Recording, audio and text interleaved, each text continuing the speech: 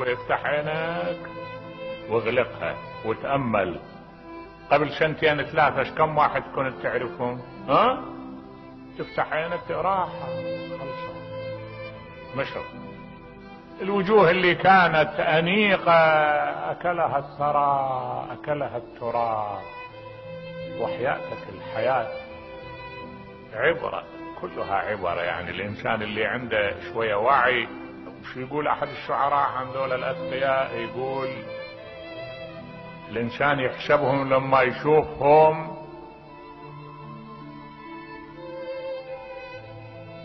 لا إله إلا الله.